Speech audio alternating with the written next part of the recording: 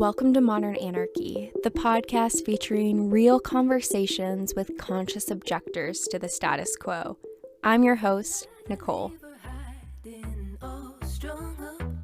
I tried to keep her quiet, but she's screaming inside of me. I tried to keep her hiding, oh, shut up.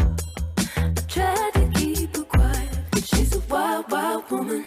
On today's episode, we have Somatic Therapist and relationship coach, Elmo Painter.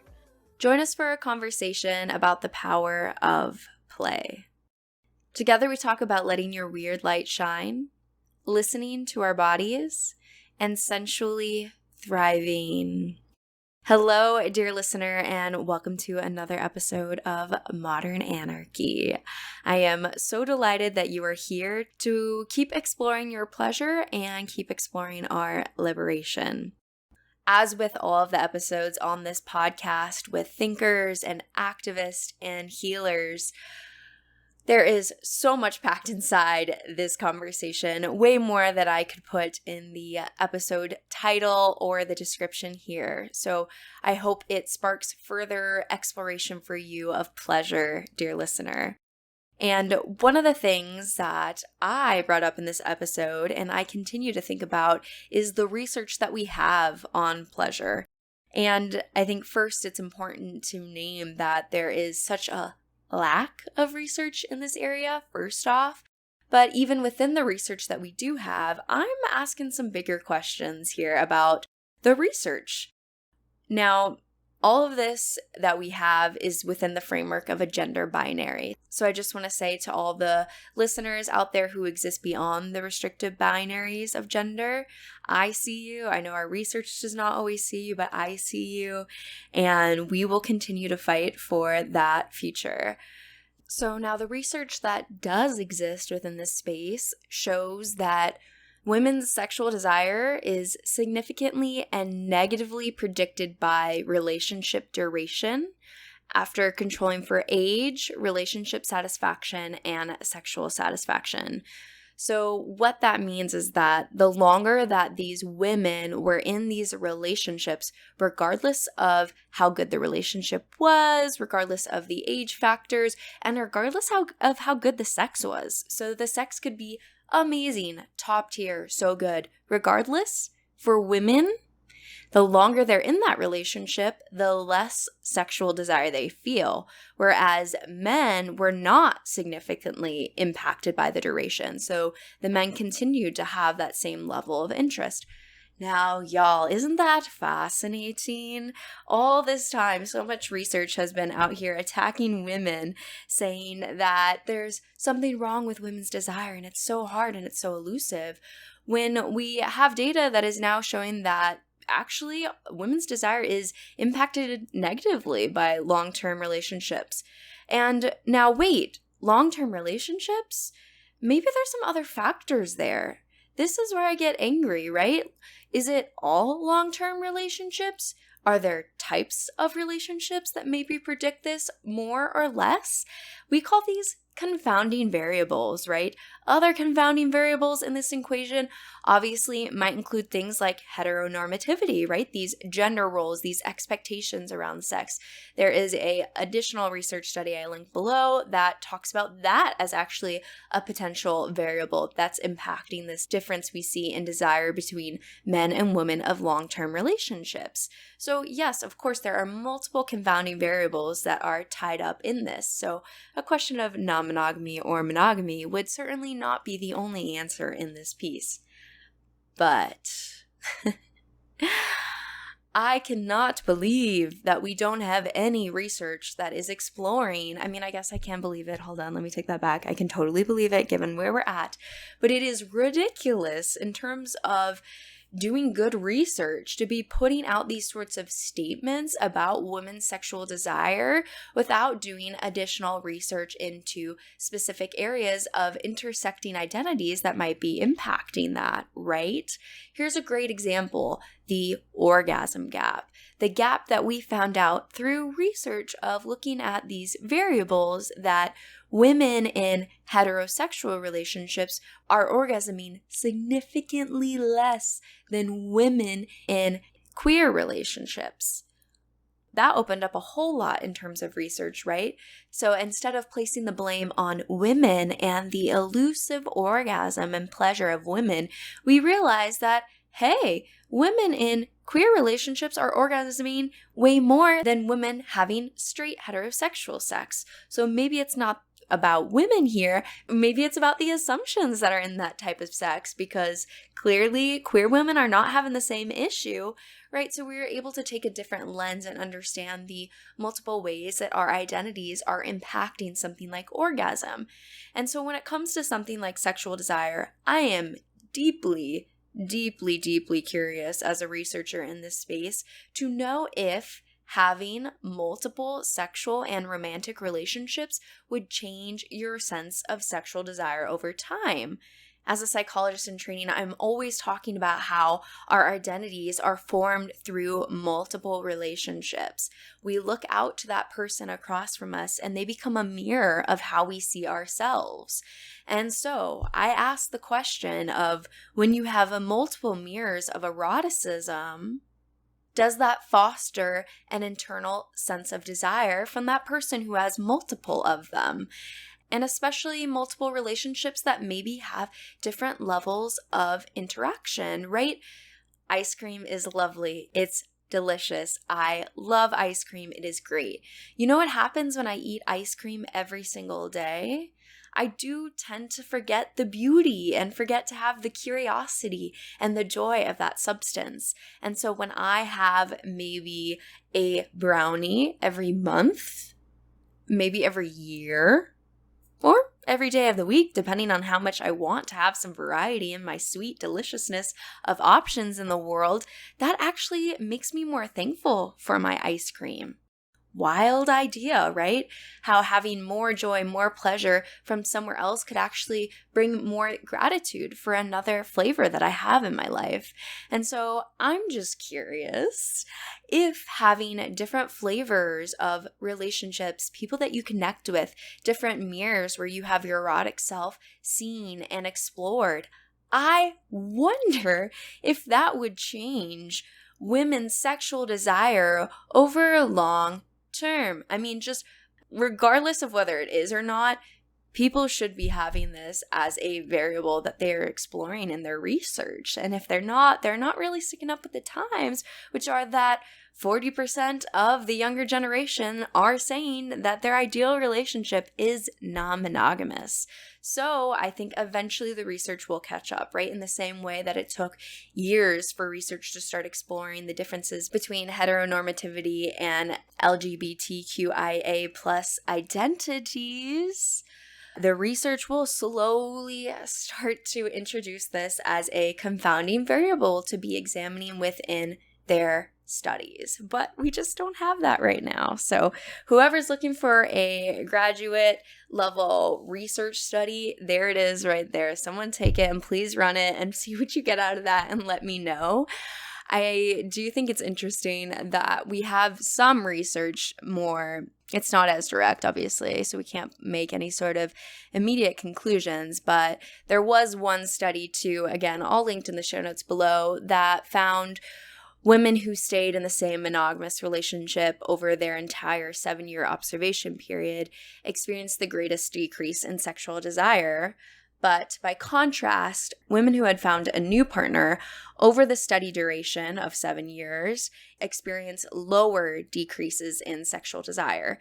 So without a framework of monogamy or non-monogamy, we do have some research that shows in a 7-year observation that women who stay in monogamous relationships that entire period experience the largest drop in sexual desire, whereas women who found new partners during that period experienced less of a drop in sexual desire.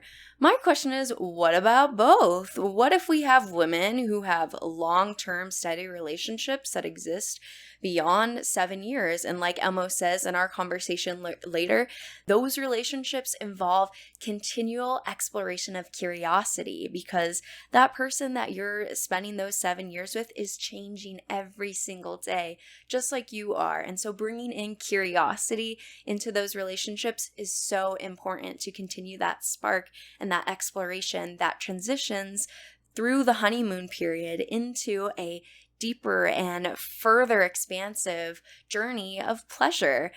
But also, what if you had that long-term, steady relationships as well as functional new relationships that come into your life? Kind of like this study showed, when you had a new partner over that 7 year, there was less of a drop in the sexual desire. So what if we did both stably? What if we had long-term committed relationships and sexual relationships that fluctuated over time with different people for different longevities? I mean, I hope that if you're new to this world of non-monogamy and you're hearing what we talk about, that you also hear how much expansion is possible in terms of the types of non-monogamy that you can do. It doesn't have to all be polyamory. It doesn't have to just be swinging. There is so much of a smattering, I would dare say, a whole canvas for you to create, dear listener. And yeah, I say all of this too because we can't forget the historical context of this reality, right? All this time we've been talking about the elusive, so difficult to obtain women's orgasm, and then we look out and we see that queer women are having more orgasms than in their heteronormative relationships, right? And so we point the arrow towards maybe heteronormativity rather than women in some sense of an elusive orgasm. And when I'm talking about this, I'm putting myself as a woman into the historical context that women could not have credit cards until 1974. I just have to pause and highlight how that hasn't even been 50 years that women have had liberation financially. And I know, obviously, there are still other things in that, right? Like the gender pay gap, the fact that women are not actually free in the United States of America, at least all of those things still exist. But damn, we have had 50 years of financial liberation. And when we put that in even more context, when we talk about things like sexuality, desire, relationships, I've talked about this stat before, and I think it's important to say marital rape, the ability to rape your wife without any consequences because she was your property, we started to outlaw that in the United States in 1970. And that wasn't complete in all of the states until 1993. So it's been 30 years that we have outlawed marital rape, okay? You have to keep that in mind when we are thinking about what type of relationship structure would bring women the most joy, the most pleasure. I certainly don't know, dear listener, what that answer is, but I am excited to find out. I am excited to keep seeing where women's liberation and all people, again, I want to be very clear, all people along in this path, regardless of your gender, are going to be in 100 years' time with more freedom for our bodies, our identities, and our pleasure. But what I just want to hit home is that none of this is highlighted in our research yet. So I'm just frustrated as a researcher when I'm trying to get y'all some accurate data on what is out there for libido, and I can't find any research that addresses the confounding variables like non-monogamy versus monogamy and how that would play into these factors given what we see from other sorts of data about monogamy and new relationships. It's just, we're a few paradigms behind, okay? And we'll get that research, and I hope, dear listener, you, someone that you know is in grad school going down this path, would be interested in taking up these research questions because, yes, we need you and we need more data out there to challenge these norms. And until then, I am gonna keep dancing with you, dear listener, in the enjoyment of our pleasure in our communities that we are building and the space that we are creating together here on this podcast. And as per always, tune in. So, how would you introduce yourself to the listeners? Hi, I'm Elmo Painter-Edington. I'm a somatic therapist and relationship and empowerment coach. My specialty is people who feel like they don't fit into a box. My business is called Weird Light Coaching. I worked in clinical settings. I've been a therapist since 2016, and I've worked in 2 different group practices since then that were both somatically based, and they were both wonderful places to work.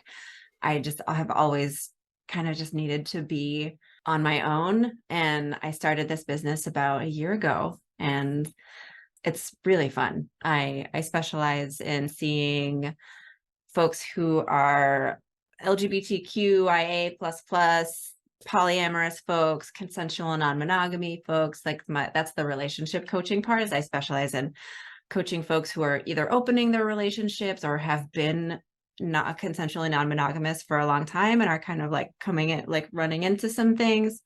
I myself have been polyamorous for over 20 years. So I've got a lot of real life experience and learned experience coming into that. And same with Kink and the BDSM community. I've also been a part of the BDSM community for over 20 years.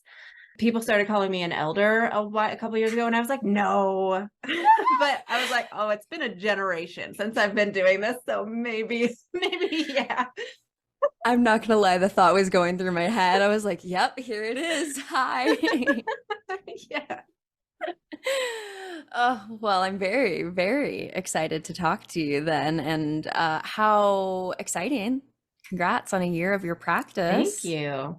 Yeah. Yeah. Yeah. And so essentially weirdos, anybody who's like, I'm a weirdo. I'm artists, activists, and I myself am neurodivergent. So I love working with neurodivergent folks and just like bringing yourself back to your weirdness and letting it just shine bright. That's my whole thing, is let your weird light shine bright so the other weirdos know where to find you.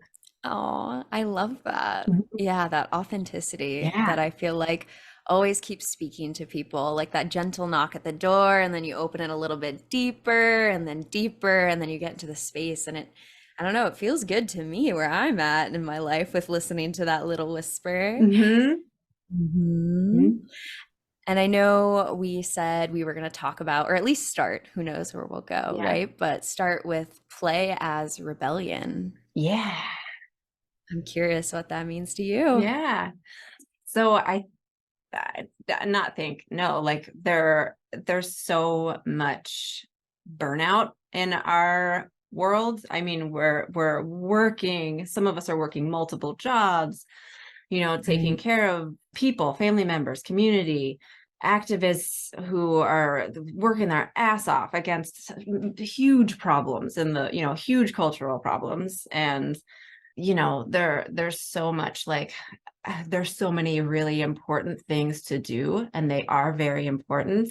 And I think we get into, and just like, when we have chronic anxiety or things like that, we get that neurological wiring those pathways start getting deeper and deeper, and that just starts being how we operate.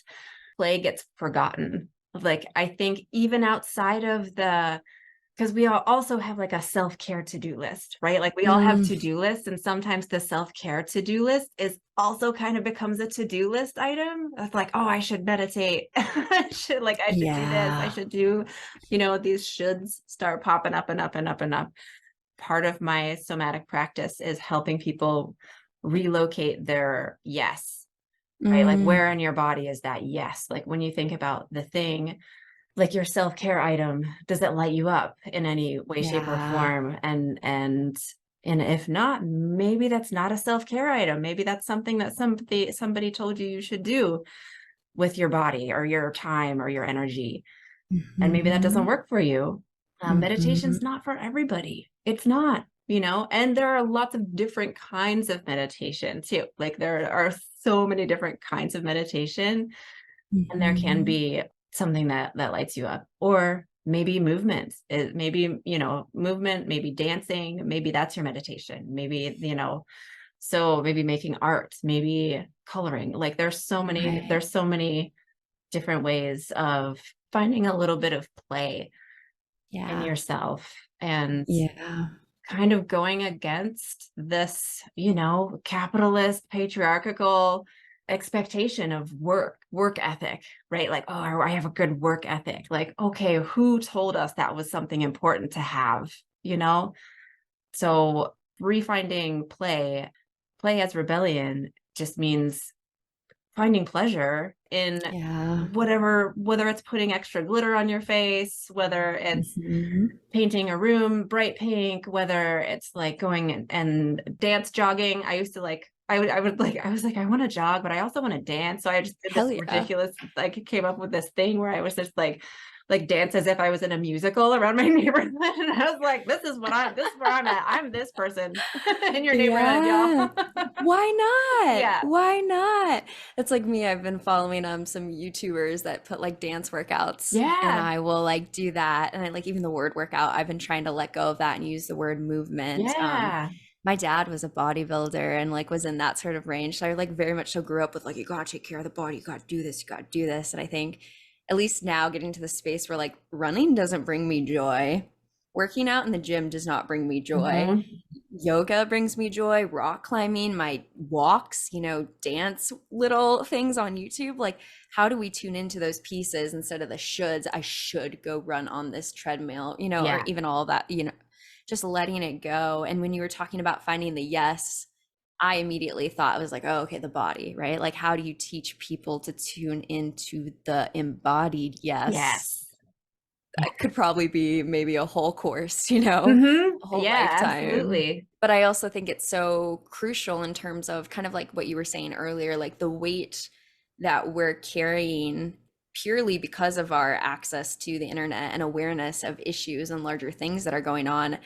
At least for me, sometimes that puts me, I feel like, into this like trauma response, right? Of Mhm. like flight, fight, freeze, fawn, whatever, all of the, like, what do I do when I see all of this world going on? Yeah. And I think that it is so radical to not be in some sort of like Pollyanna, the world is super beautiful and everything's great, but to like recognize how much pain and problems and issues exist, and also how can stepping into our play and our joy be a part of how we counteract that, because we can't stay in the trauma response. Right. That's what I say to my activist clients. There's this like, if you're not angry, you're not paying attention. And I think Right. that's such a toxic belief, because Mm. you can be paying attention and take care of yourself. And the more we take care of ourselves, the longer we can stay in the movement. If you're burned out and you're hitting the floor, you're not helping the movement. We've got to take care of Mhm. ourselves.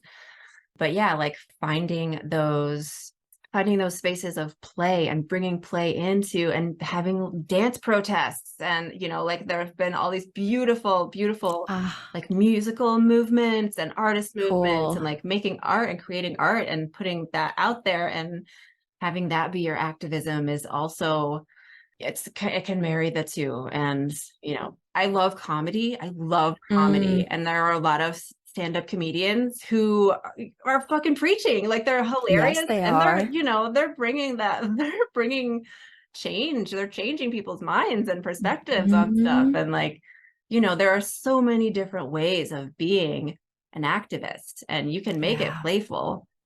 Yes, yes. And then I think that's like the long run, right? Like if we're in some sort of war, right, of like bringing more authenticity in the world and having more space to do that, like we have to think about what's going to allow for the longevity of this situation. And it Yes. is not going to be fighting and staying, because like quite literally our body can't stay in that Right. space and Right. thrive, right? So like being able to acknowledge the ways that like joy needs to be present in this in a way that doesn't like disavow the privilege of that experience, right? I think that's the nuance where we're like, yeah, I must stay and fight, otherwise I'm not seeing it. But it's like the longevity of your work, some sort of like utilitarianism framework to this, is not to be in rage the whole time. Yeah.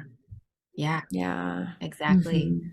And just how rebellious is it to be a queer person, like any level of those like intersectional sectionalities of like a queer person, a person of color, a neurodivergent person, somebody with like any other disability, who is happy and playing Yes. and being like, you know what, I'm not falling for your work ethic bullshit. Like these cultural ideas that laud misery in Mhm. all these different ways. And it's like, how about no? How about I'm gonna put on this really fun outfit and go Yeah. out, and like when I go to a protest, I do like a makeup. When I call it Ah! my game face. I'm like, this is my game face, and I go, Oh, yeah.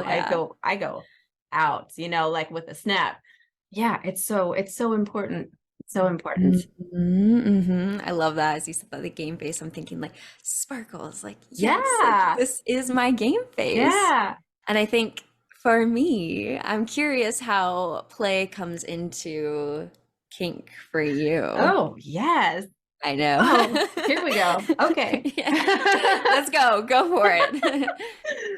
So another thing that I do, another part of my activism is that I guest speak at grad schools, Cool. and I train future therapists in the ways of queer and kink and polyamory, normalizing, and like not only normalizing, but bringing in like how we can heal with kink, and how, like there are so many different ways of saying, not even just destigmatizing, but encouraging, and being like, hell yes, I'm so happy that you found out that thing that you like. That's like, like let's check out FetLife, or find some events nearby or classes nearby. But also something that I love is when I go into a class and I'm talking about King and breaking it down, like what does the B, what does the G and S and Yeah. D, and like all of that stuff, like what do these things mean? And then I start talking about how it's play. I'm like, this, because people have this idea that there's this like stone cold, like top person who's like being mean to this other person who's just taking it. And I'm like, y'all, it is not. I can be. It Yes. can be for some folks, but like for a lot of people, it's fun. It's playful. It's ridiculous. It's sometimes, and it's like, I know kinky clowns, I know like so many people who are in for the play aspects. Yes. Yes. Which I love. Yes, me And too. yes. And I think so. I never really know who the demographic of my listenership is. At times I assume it's me, and people here. And at times I assume maybe it's people lurking who are like, this is so interesting, but I don't know anything about it. So I try to like kind of like take a moment to ask, what do you mean play? Like, how is kink play? Yeah, for Hmm. sure. So play for like body play, and this is like sensuality. It can be vanilla, or also known as non-kink. So like Mhm, anything that's not kink is known as vanilla, which mhm. I always say is also delicious. But vanilla's hella delicious. I love all my flavors of ice cream. Yeah, love it. Bringing it back to finding the yes in your body, and like where, like if you think of, oh man, how far back am I gonna go? No, I let's just know, stay here, right? and I then I'll know. put a pin in that. So finding ways that you like to be touched. And Mm, that can start, okay, I'm going to go back. So that can even start with like, what kind of clothing do you like to wear? mm. What is comfortable Yeah. on your body? What kind of textures, what kind of fabrics, what kind of fit? How do Mhm. you like your clothing to be on your skin? What kind of pressure, like what kind of looseness, what kind of tightness, what kind of softness, like all these things, and colors. Like there's so much sensory, there's sensory goodness, or yeses, sensory yeses, and sensory nos are so informed in what somebody puts on their body, right? So I love to start there with folks, and then like thinking about that, and then how you like to be touched, and Mhm. what lights you up, what gives you that warm feeling in your belly, what gives you Mm. that tingle, in your Ah, neck, like what's like what is that really yummy, like how can you tell in your body that something is yummy, mm, and not just in your mouth? Like if you think yeah. about, even if you just think right now about your favorite thing to eat, or your favorite thing to smell, right? Like what do you notice?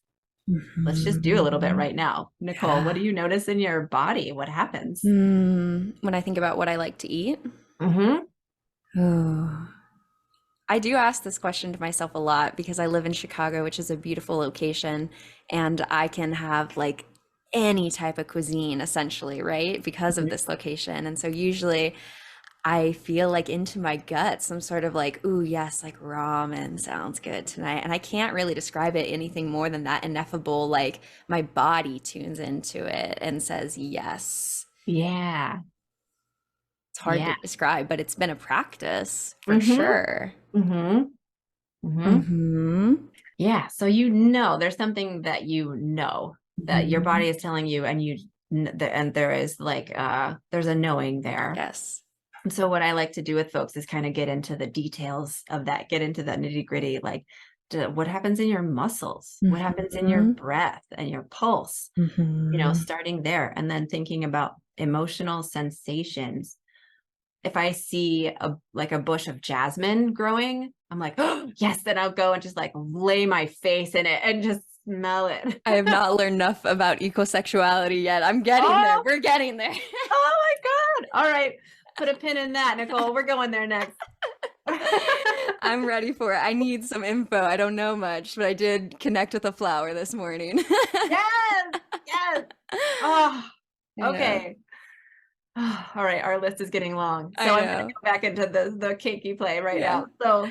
So find like finding starting it's okay to start slow Yeah. with somebody that you're playing with. And I always say that, like, people, there's so much culture around, like, especially like dating app culture and things, of like a lot of people on dating apps like to move faster than others, and it's okay to have different speeds. So that's the really important thing when you're learning something new, or learning a new body, or learning new things about your Mm, own body, yeah. and helping a new person learn your body. I mean, there's this whole process that can really be slowed down, I think, for everyone.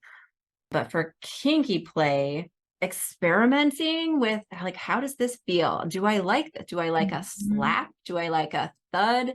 Do I not like pain play at all? Or do I just like role play, like, like top and bottom, like kind of role play? Do I like Yeah. receiving specific instructions? Do I like Mhm. giving specific instructions? And Mhm. like, how wonderful is that when in our other life, in our non-play life, we're like, okay, I don't want to be too bossy. I don't want to be seen as this kind of person. But when we play, ooh, we can play with that shadow. Ooh, we can bring that shadow out to play. And Yes. that's the play, like playing with our shadows. Mhm. And shadow, like, to explain shadow a little bit more, that part of us that we sometimes don't like to admit is there, or sometimes that part of us, those parts of us that we don't think should be there. Again, that word Mhm. should, like, my Yeah. biggest, what I love to ask of people is to just scratch that word out of your vocabulary, because it's coming from somewhere outside of yourself. Yep.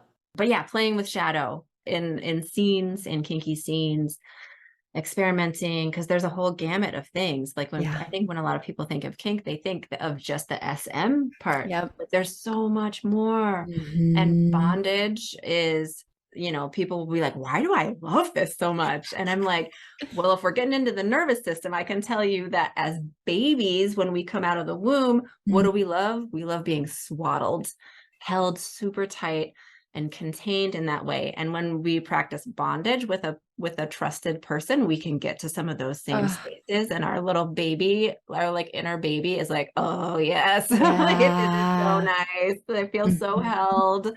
I feel so, like, yeah, contained and cared for, and it can Yeah. so many beautiful things for your nervous system. Mhm.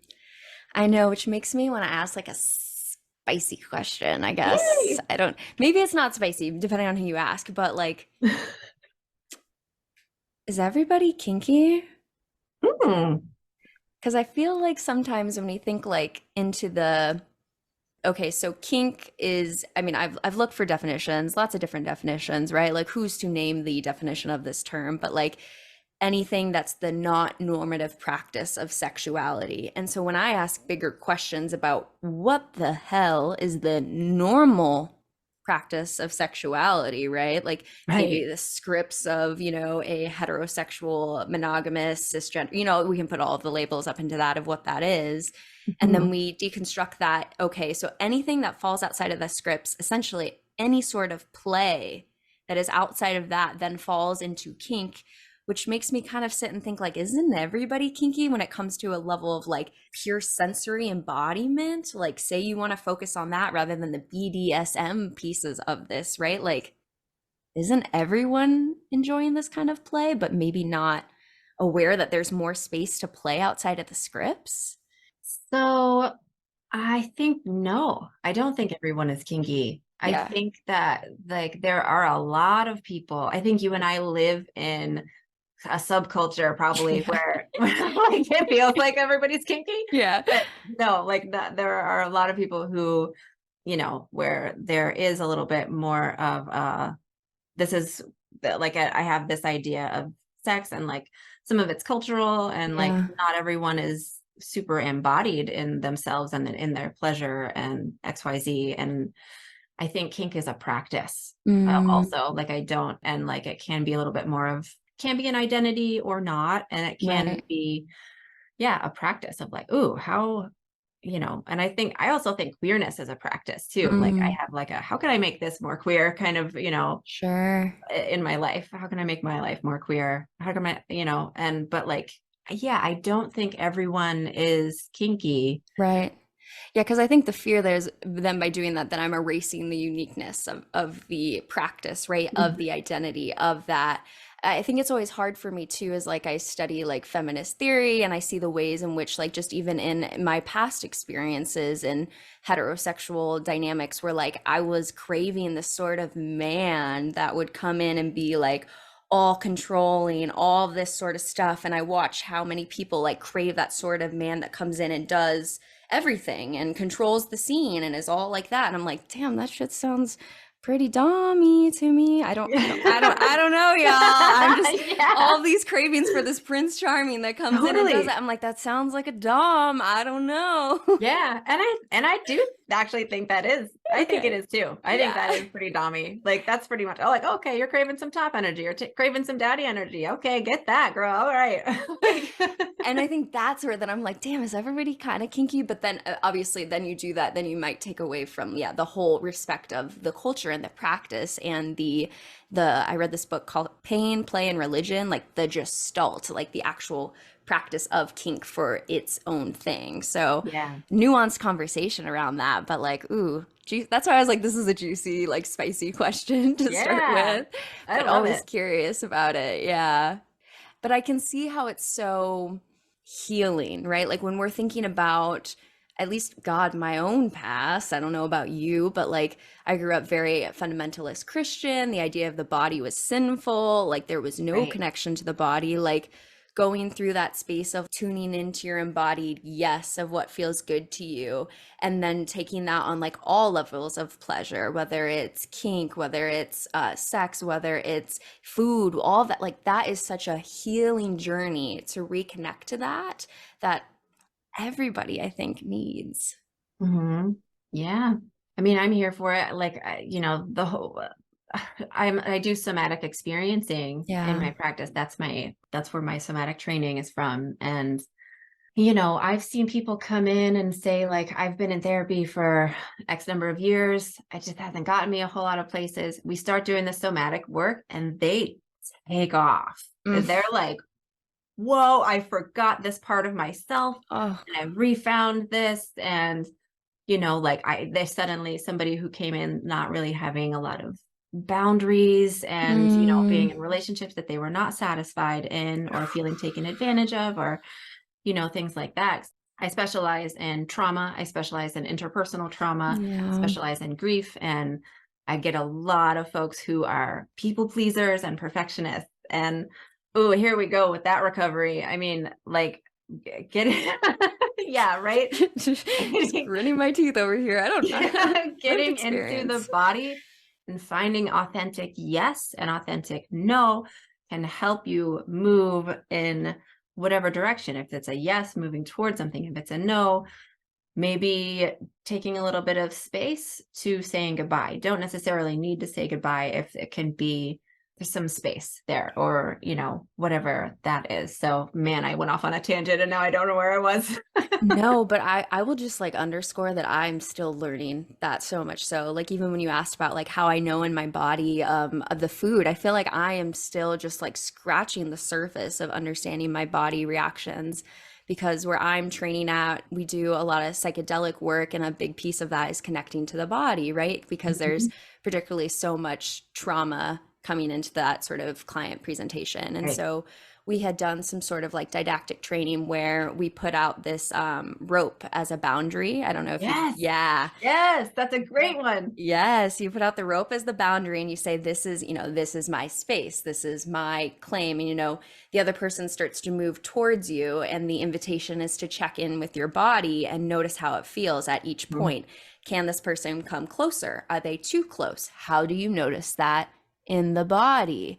Right, exactly. I know you're like, yeah. And I'm like doing it as the therapist in training. And then like afterwards, later that day, I was like, ooh, I'm noticing in my body that this invitation to spend some time later tonight, is bringing up this reaction in my body. Maybe that's because I'm overworked and I need some time alone, right? And it like just that spark enough to start thinking about that in my day to day. And like, I'm the therapist in training. Like, I still feel like I'm scratching that surface of like learning what my body has to say to me. Like, Yeah. wild. Yeah.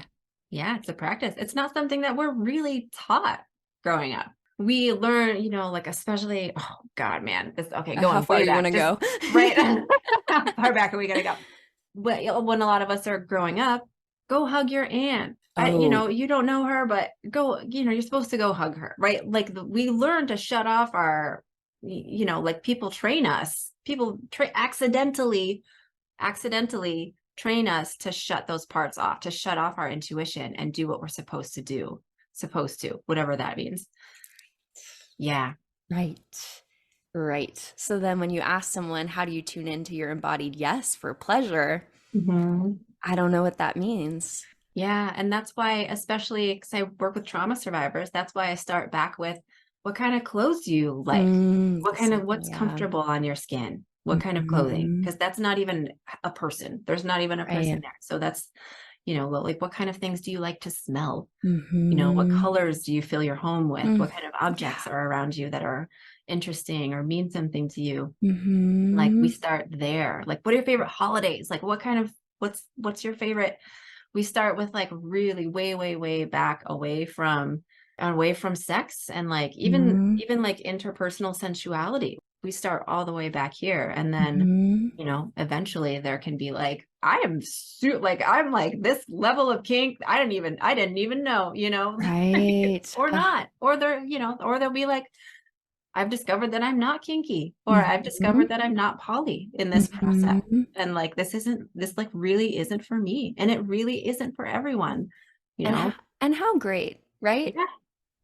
I always get afraid of someone who's, non-monogamous, that like I'm talking about so much of the greatness that it feels like it's preaching to say that everyone needs to do this. And it's like that is not at all the reality, because people Oh. feel good in different relationship structures.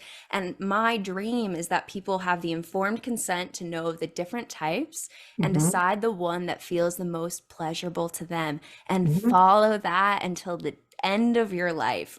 Trust that inner calling that feels that pleasure. Mhm. Yeah. Or until another point in your life when it changes for you. Exactly. Yeah. Either. Mm-hmm. Yeah, totally. Yeah. Mm-hmm. Following that. And there are so many, there's monogamy and there's consensual non-monogamy. And within consensual non-monogamy, there are a million different ways of doing that. Like there are, I hear so many people say, I must not be poly because XYZ, or like I wasn't into this kind. And I'm like, no, that style of it is maybe not for you. Yeah. There's so many different ways to do it for you and your partners. Like, whatever that feels Mm-hmm. and looks like. Have you read Polysecure? Yeah. Oh yeah, it's required reading for my clients. I I'm love like, this that. is like this is the work that we're doing. So yeah, I mean, Yeah. getting some education in there, and yeah, feeling out, because I've had folks who are like, this isn't for me, and whatever that meant for their relationships. And then sometimes you get those people who are matched with people who have different relational styles, and oof, that's such a hard one to work through. It's not impossible, but it's close. When you have one person Yeah. who is monogamous and another person who is, not, but not, and really has that need, and they both have that need. Right. I mean, in certain circumstances, it can work. So I've seen it work for folks that when the person who is monogamous, who's like, you do you, like, I'm going to be over here doing my thing, Yeah. but you do your thing. Yeah. And, but so like if that is kind of the case, I've seen it work. But otherwise, people are sacrificing huge pieces of who they are to be in the relationship. It's which you can do, which is a choice that Right. you can, that you can do. Right. That's kind of where I've Yeah. sat back with it too, is like, okay, like what's your value system? You get to Yeah. choose, Yeah. whether to stay in that relationship and cut off that part of your authentic expression for the value of staying in that relationship. And then I also ask like a bigger question too, where I'm like, damn, like when is it also our responsibility to talk about the reality that because of the system that we live in, specifically within America, specifically within this puritanical based society and the shame around sexuality that has taught us to repress a lot of it, like when is it also important to talk about the reality that it will feel selfish, that is in big air quotes over here, to follow that authentic expression in this society? And that should not be the case. It should be maybe one that's equally valued as like different ways of choosing to live and choosing to enact your own value system. But like in our system, that one gets such a lack of respect, I would say. Yes, it does. Yes, it does. Because again, it goes back to play and work ethic. Yeah. You got to work at this. You have to work and make it work. And like following your authentic joy is not something that I think it's getting better. I think more people are talking about it now. And especially back in when I was like a teenager and in my early 20s, a generation ago, that breaking up with somebody was like a punishment. Like they had done something. And I think that's still really holds true, that like, what did they do? They're such a great person. Why did you break up with them? They're so awesome. And it's like, there's this guilting that comes in with that. Like, this person is amazing and you dumped them.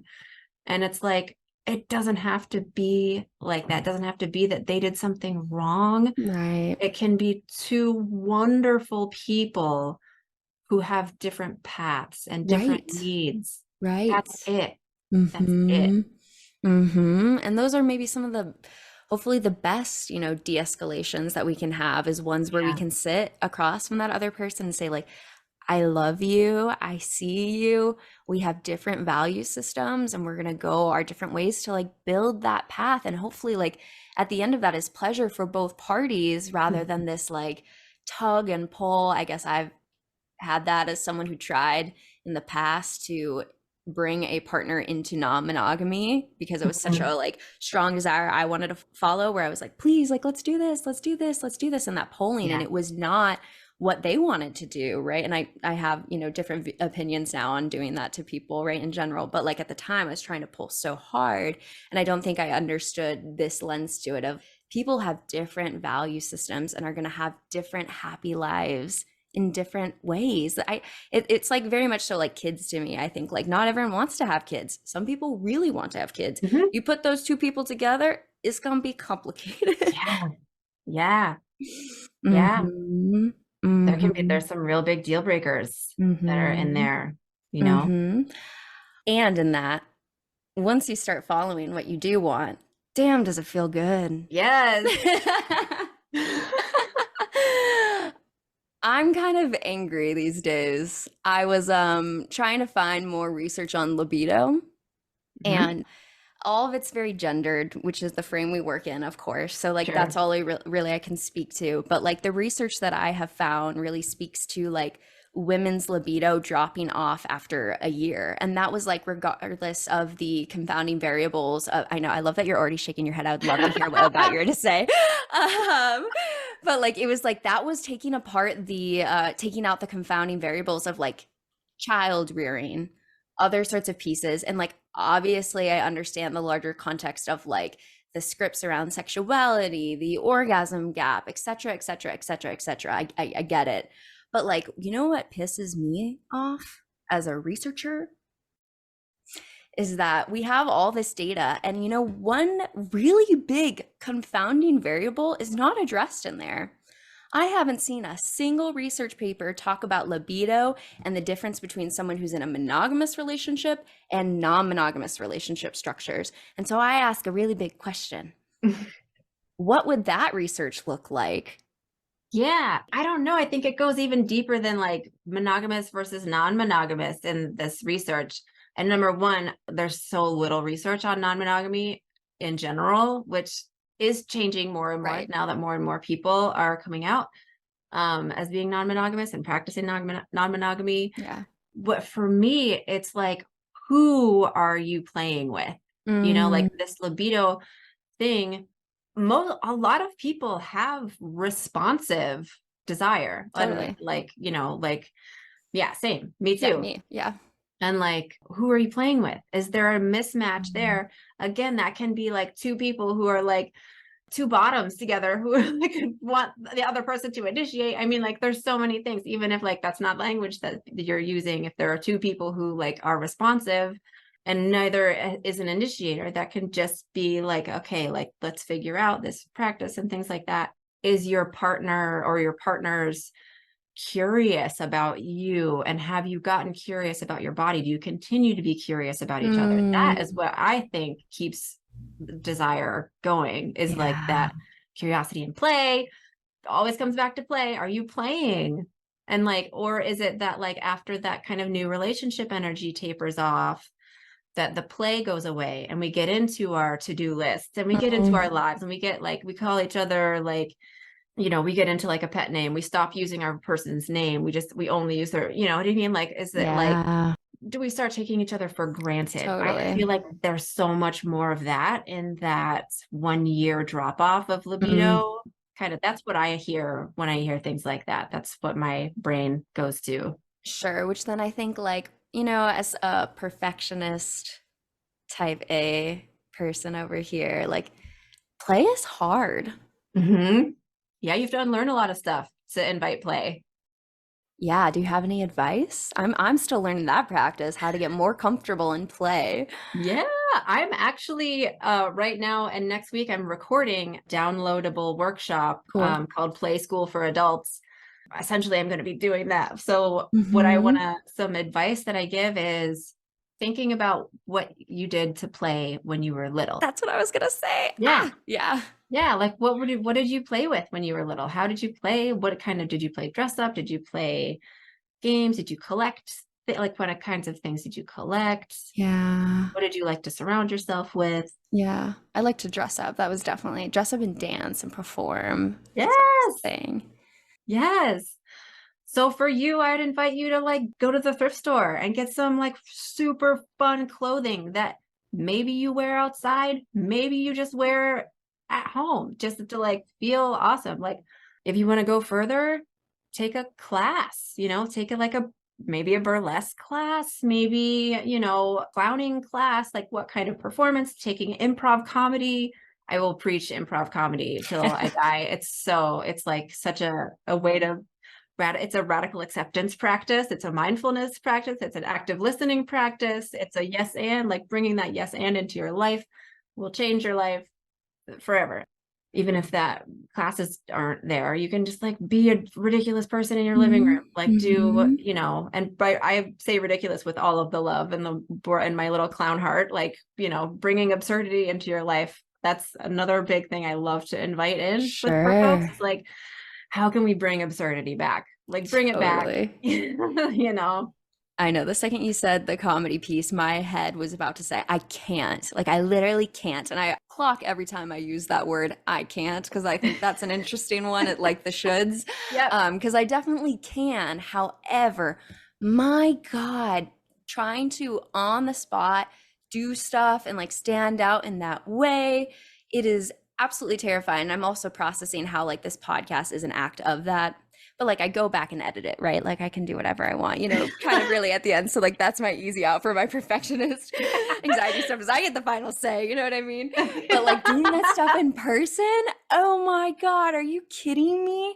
But you know what then happens is when I'm playing with my partner, that same sort of like, ooh, I don't want to go there because what if I say something stupid? What if I say something silly? And then like my deeper subconscious is going through this process of like, if I say that, then I'm going to be rejected. Then they're not going to like me. I'm going to lose connection. I'm going to lose all that sort of stuff. So like, I better not play that way because dear God, what if, Yeah. So, and then you've lost that connection opportunity. You've taken that opportunity from yourself and your partner to know you in a different way. And I think that for me is like the beauty of the longevity of a relationship. Like the deeper I connect with people over time and energy, and I always like to use the framework of like learning how they like to be touched in their bodies and played with as like an instrument that I'm learning, like a unique instrument, one of a kind instrument that has these different chords that I can learn how to play. But like the safer I get in these long-term relationships, man, the more space that I feel able to just be absurd and go to all the places. And you know how many more orgasms I am having in my life? Yes. A lot, Yes. you know? Yes. So it's like, it's all connected. Yes.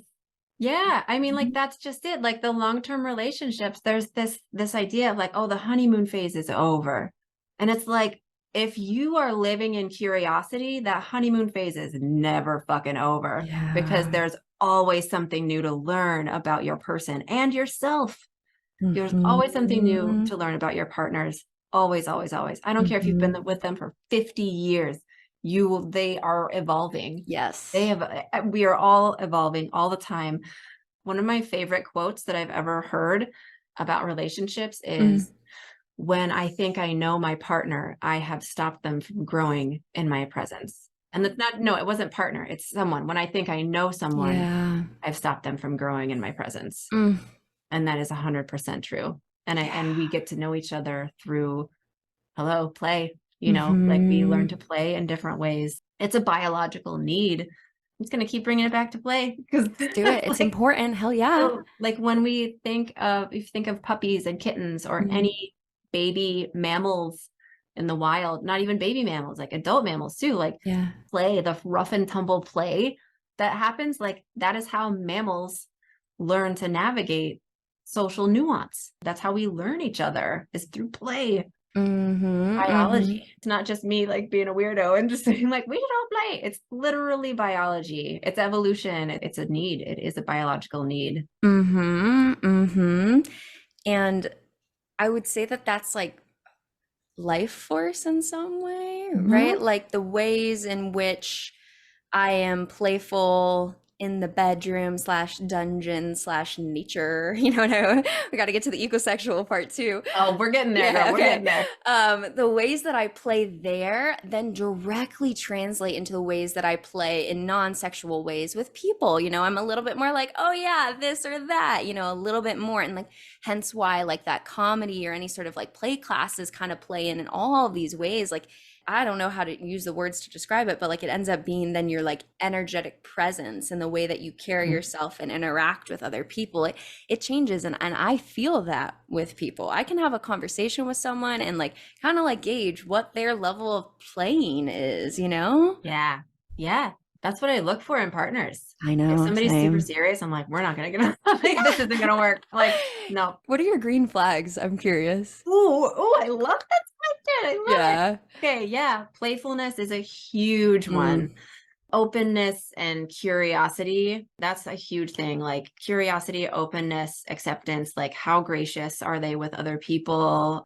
Like, gracious as in non-judgmental of character and like, oh, maybe this person's having a rough day or maybe they're going through a thing right now. Like that kind of thing is like, that is a green flag, and I mark it and I put it in the file, and patience and kindness, because you can be something that I tell my clients a lot is that when somebody is angry with them, or they've like done something and they're like, man, I really fucked that up and this person's really mad, and my client is accepting mistreatment because of that, I correct that and I say, you can be angry and kind. You can be both angry and kind. Yeah. It doesn't have to be one or the other. It's not that like being mad or at something that somebody did excuses name calling or shaming of that person's character, criticizing that person's character. That stuff is not, it's just not okay. You can be angry and say, this, you did this thing, and I feel really hurt and angry about that. And, I needed some time to sort through this. I'm going to come back to you and maybe we can sort this out. Maybe we can't, but you can be angry and kind. Yeah. And dare I say we should be angry, right? Like that's another one of those like body Yes. reaction emotions that shouldn't be tapped off. And it is often societally tapped off for a lot of people, depending on various intersections of identity that hit there, right? Like anger is not a safe place to go because of how it looks, right? All of those sorts of pieces. But like the ability to feel that in your body and then make the choice of how you respond to that, I think is the key, right? The yes and of like anger and I love you, I need space, and I'm feeling this, and I'm not going to cut off this response. Maybe I'm going to go for a walk. Maybe I'm going to take a kickboxing class today. You know what I mean? Like listening to what the body needs in that is so crucial. Yeah, 100%. And that's another thing I love to help people reintroduce. We get so cut off from anger, especially people assigned female at birth, right? And raised a certain way that like, you don't want to be angry. Refinding that anger and becoming friends with it and turning it into empowerment. And I'm like, that's what happens when you have a healthy relationship with your anger, is that it becomes empowerment, right? And then you learn that you don't have to take that mistreatment, that you don't have to take that when somebody's speaking to you a certain way or treating you a certain way. You know that like, no, my worth is different. And my worth is more than this. And I'm going to do, what I need to do to keep myself healthy and safe. Absolutely. There's a post-it note somewhere on my wall of beautiful ideas that have come to my head at various points in my life. And I'm trying to find it, but I'm not going to because there's too many. But one of them was talking about like, as a woman myself, like, yeah, the amount of times I've been told to be soft and I can't get into my anger, like, but man, how I have stepped into that, the amount of fury that I can bring into a play space within my partners sexually, like, oof, there is a lot there. And there are so many people that I don't think have tapped into the righteous amount of play that can be there with that anger. I know you're responding. I'm like, yeah. How many of these people could be opened up from just that? Yep. I know. Yeah. I recorded with a dominatrix who kind of helped a little bit, like getting into that, like talking about like how to start doing that. But because I think it's uncomfortable at first, at least for myself. It's been uncomfortable to like control and be like, fucking bow down. You know what I mean? Like that energy is different. Yeah. And practicing that in your kinky play can help bring that into your interactions with the rest of the world. Oh, yes. Like I just had this beautiful creature bowing down at my feet last week. How am I going to sit here and take this treatment from this motherfucker at the grocery store? You know what I mean? Like, no. I'm not going to. Exactly. And then this is how it's healing, right? Like, and I'm always just like scratching my head going like, how did psychology miss all of this? I mean, I think we could answer that, like how it missed all of it, but I'm like, damn, like how is it missing all this like super juicy, transformative content? I don't know. I mean, I think we're getting there. I think there's more research going out. I mean, I'm certainly trying to do my part in that by training future therapists and going back and teaching at grad schools and stuff like that. There is more research being done around that, and it's just, man, that progress is slow. And like, even, I mean, if culturally there are so many, just talking about sex and pleasure, like sex for pleasure it's really hard for a lot of people to talk about and acknowledge. So like the kink element is like, we're a ways off from that. Like, unfortunately, we are, just based on the way culture and reality just the reality of our culture and like how that works. Totally. It's a little ways off. It's getting there. And there are more and more kink friendly, kink aware, poly aware therapists in Chicago. Like, cause I'm part of the Chicago community too. Like there's like, it's amazing. K-Pact is just, it's in full force, you know, kink and poly aware clinical therapists. Is it something like that? I'm on the same what the C listserv and I stands don't for. even know. I've been in it for years, but I forget what the C stands for. But there's so many. There's so many here. It's a wonderful place to be kinky or poly. It's so easy to find a therapist in this area. But like in a lot of other places, it's not like that. Because I do coaching, I see people everywhere. I have a person in the UK. I have East Coast, West Coast, Mountain. Every time zone in the country, I see people who are like don't have access to therapists like us and like need support. And that's another reason I think it's really important to have the coaching element of my practice, because I can see people from anywhere and people need that. People need this everywhere. Yep, I absolutely agree. That's 100% what I do too. And like having that space to be able to do that, you know, and access to care that is needed, I think is the ethical decision there, 100%. Especially when we think about all the pieces that are connected to that with healing that we've been talking about. Like this is absolutely necessary work. And especially for me as someone who like what brought me into the field of psychology was my own trauma, probably like many of us. But apart from that, like volunteering in sexual assault, the ER, being able to do crisis counseling there. And so like that was kind of like a big push into the field, seeing the lack of conversations about this, and then like the whole healing continuum back to pleasure and thriving. Like, what does it mean to be thriving sexually? Ooh, thriving sexually. I would even bring that back to sensually, because like for a lot of folks, their sex is not, there are a lot of ace folks. And more people are realizing that they're ace. Like same thing that like not everybody is kinky, not everybody's poly, not everybody is sexual. Not everybody has interest in romantic relationships. So like thriving sensually is engaging in things that bring you, that feel good, engaging in things that feel good, whatever feel good is, whether it's things you like to smell, like I have this amazing collection of different like oils and so good. And right, or like being in nature. Okay, we're getting there, we're getting closer. Okay. We're edging the ecosexual topic. So like bringing in like what kinds of things do you like to cook? Do you like to make crafts? Do you like to decorate your house a certain way? Do you like to garden? I mean, there's so many different sensually thriving, and then interpersonal sensual thriving, curiosity and play. Don't ever stop playing. Don't ever stop being curious about your partners, about yourself, about your body, because our bodies change. Like we change, our interests change, our bodies change as we age, and they are going to be interested in different things. I used to be a super heavy masochist in my 20s. Now in my 40s, and I'm like learning more about my sensory needs, my masochism is different. It looks different. The pain levels are not as high as they used to be. I like different things now, and like that's okay. And like that's kind of part of this acceptance. And like there's part of me that could be like, oh, I'm not as masochistic, but it's like, no, I'm just literally like my body is changing and my needs are changing.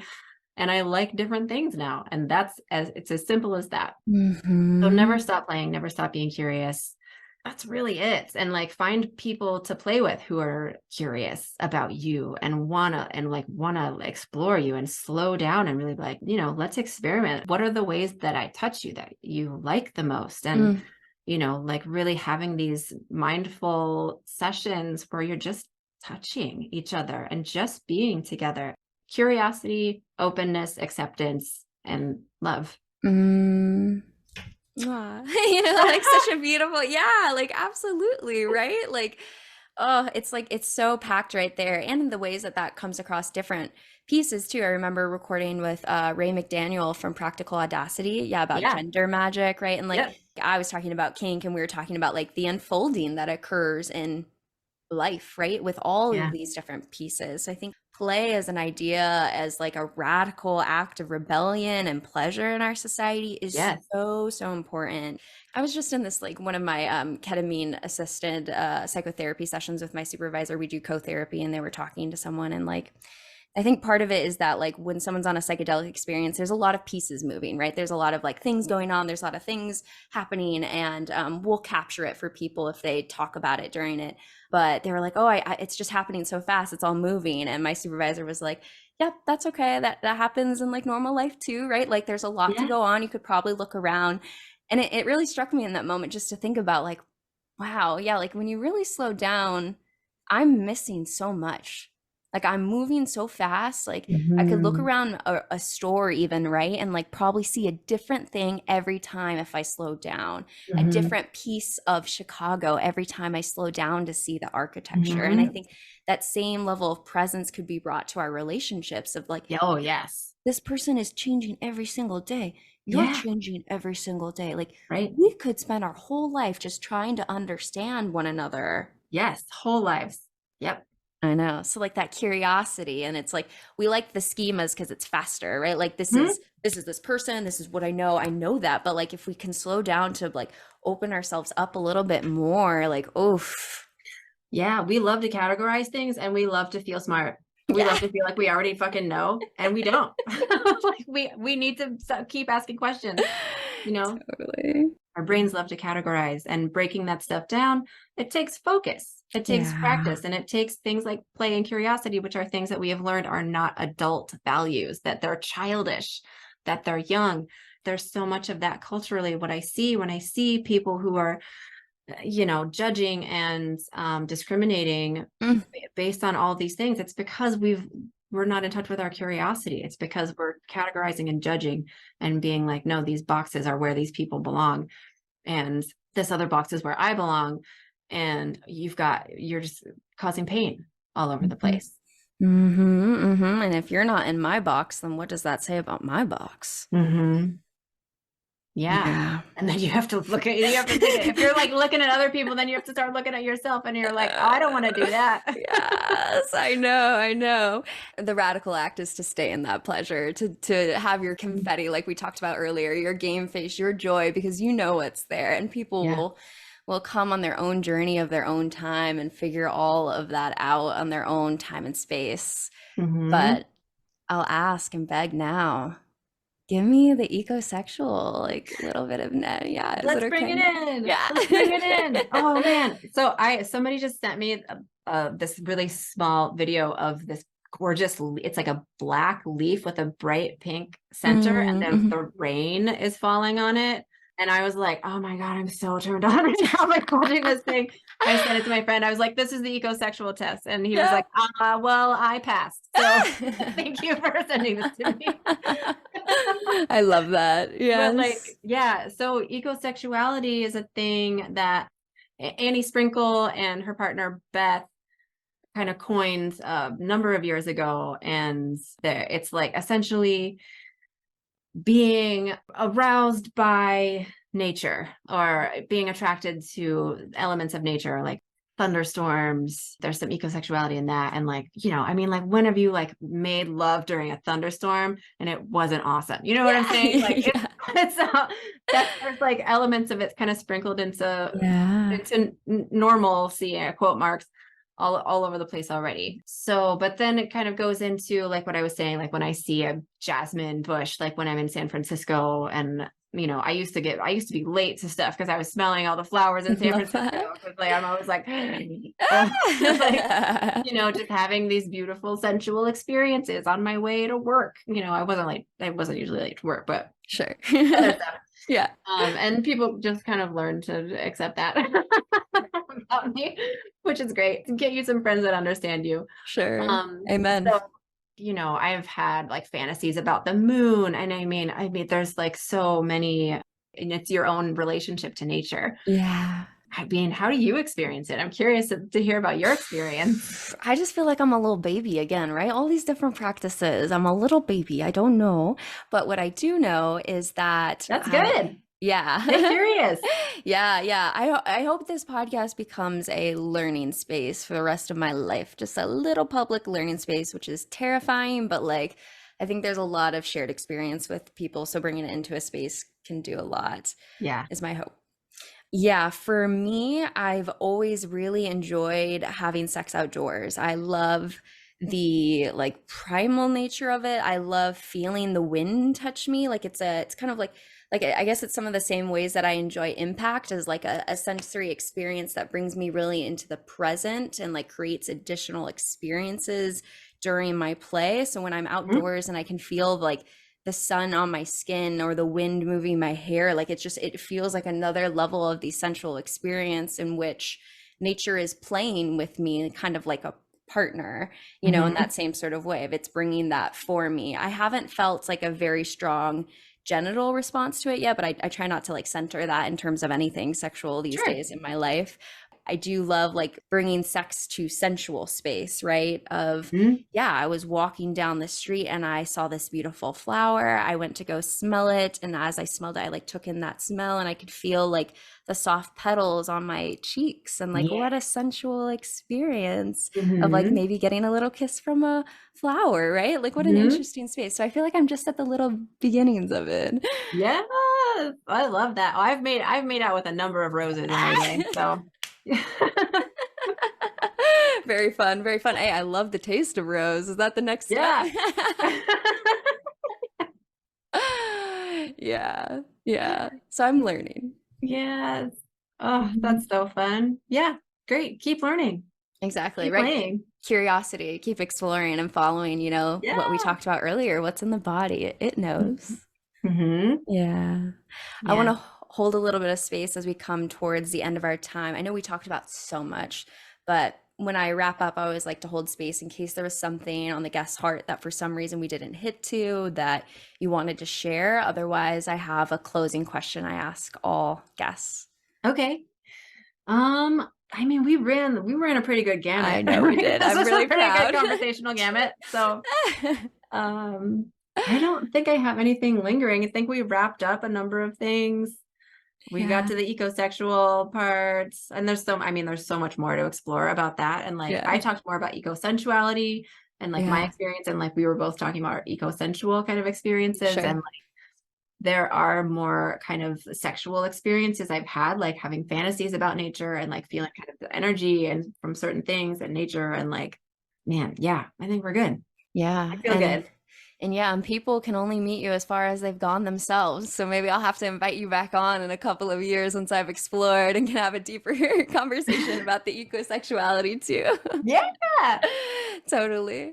Well, then I will close with a question I ask all guests, which Mhm. is what is one thing that you wish other people knew was more normal? Ooh, I know, no what is, pressure. yeah. What is one thing? Yeah, only one. That's There's the the part. one. I'm like, I feel like this whole episode has been about that question. Totally. Yes. Yes. That is usually the theme of the show. Yeah, Yes. totally. What is one thing?